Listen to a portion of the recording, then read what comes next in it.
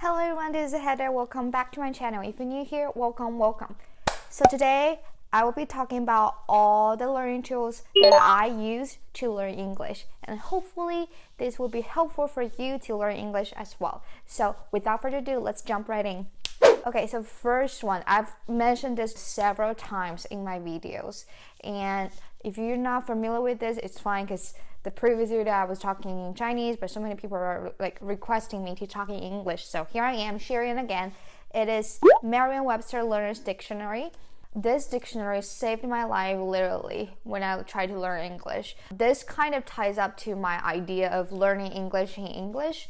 So Merriam-Webster Learner's Dictionary, first of all, it's designed for learners. So it will be easier to understand than normal dictionaries that are designed for native English speakers. And second of all, this dictionary is way more detailed and has way more information for English learners than a normal dictionary would have. For example, you will mark out the tenses, the superlatives and comparatives, all the stuff, and you will also mark out what prepositions will have to go after with that verb and then those kind of things.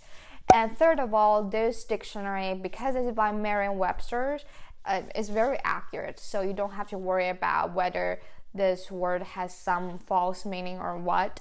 So I would highly recommend you to check out this dictionary if you are struggling to find a one that's good for you.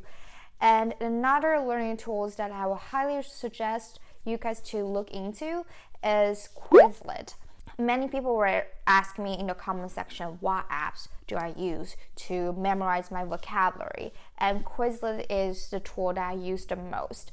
I personally do not use a lot of apps that are designed for memorizing vocabulary because a lot of times the definitions are not as complete as I would want them to be. So I usually put my vocabulary, the vocabulary I accumulated throughout the year, in the Quizlet. That's the first benefit of using Quizlet because you can customize it with your own study materials and gather all the words in this app, and you can review it wherever you want because it has app version, it has web version.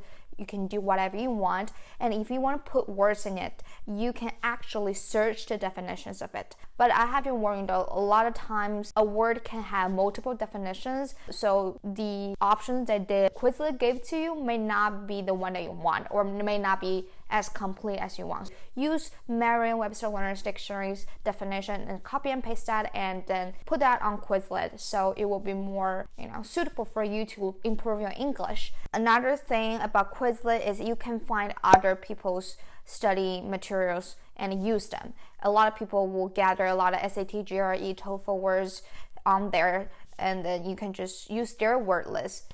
And another thing about Quizlet that I really enjoy is it has a lot of features. So it has flashcards, you can insert pictures to help you to visualize what you're learning, and they have tests, and then features also include match and so on. A lot of features waiting for you to explore. Find the best way you like to learn on Quizlet. Highly suggest you to check out Quizlet. Third one I want to recommend is for those of you who really just want a vocab memorizing app, then you can go for this one. This is Mangoush that I use to learn GRE vocab specifically. I didn't use that for learning general English or TOEFL or IELTS, stuff like that. I only use that for GRE, but you can use it to test your overall English vocab knowledge, no problem. Mangoush has a lot of related apps such as Vocabulary Builder, GRE Vocab, and so on, and I use Vocabulary Builder the most.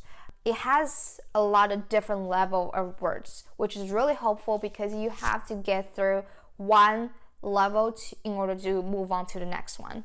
The vocab itself do not have the best explanations though, but basically I only use Mangoush to test my grip and my comprehension of the vocab. I don't use them to learn vocab. I use Mangoush to test my vocab. But when I'm doing Mangoush, I will screenshot whatever the words I don't really understand, gather them together, and put it on a Quizlet, and then to review them. So yeah, that's how I use Mangoush. Hopefully it will be helpful for you guys. Number 4 that I would recommend you to check out is called Creme Li. This was actually one of the commercials that pops out before my YouTube videos. So I actually got really intrigued and I downloaded, and it was super helpful. And I'm really happy that I actually downloaded from the app. There is a specific app that you can download it on Apple. Also on your phone, there's a Creme Li keyboard thing. And also it can be a built-in insertion for your Chrome browser. I only use Creme Li for some basic grammatic errors though. I don't use them for advanced features because they do charge you if you want some advanced features. So some of the basic features they include is to check your capitalizations, idioms, spelling, singular plural, and tenses. Those are the stuff. I think those are enough for me, honestly. The next one might be a surprise for you because a lot of people might not suggest you to use it when you're learning language, but I do use it. That is Google Translate. For the most of the time, the words I'm searching for are some technical terms that I think I have seen it in Chinese before. So I will use Google Translate just for quick translation. But I never use Google Translate to translate a whole sentence. And I also use Google Translate to learn Korean and Japanese words, aside from English. The number six is music app. It's NetEase Music. You don't have to use this music app specifically, but I have just been using this for such a long time and I don't really want to use any other stuff. This music app is awesome because a lot of people actually create many playlists that have all the VOA English listening materials on them. Also, you can use NetEase Music to listen to many English songs and to learn pronunciations and to practice listening. For the most of the time, the music on NetEase is free, but I pay about $2 or $3 per month for more access to more music. And I never get a chance to run out of their, package deal, like how many music you can download. I never ran out, so yeah. Another app, which is a final thing that I want to recommend you guys to check it out, is TED Talk. It has so many great speeches, many great sentences in those speeches that you can definitely memorize for your essays. And that's what I exactly did for my TOEFL and for my SAT. And it also incorporates a lot of different topics. And if you have the subtitles on, you can practice your oral English.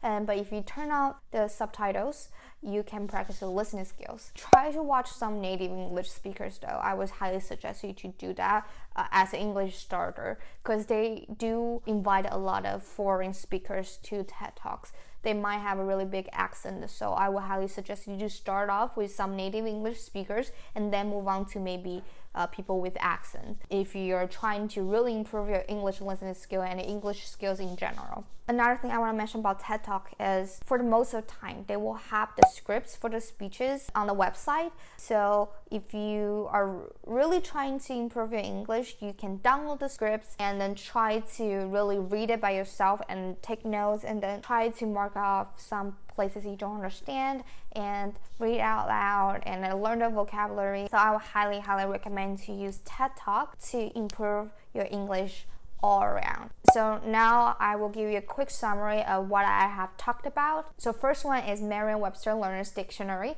It is very great for English learners. Highly recommend you check that out. The second one is Quizlet. You can definitely customize all of your vocab on there and to build up your vocabulary game. Third one is Mangoush. I use that to test my English vocab memorizations, but I don't necessarily use that to actually memorize words.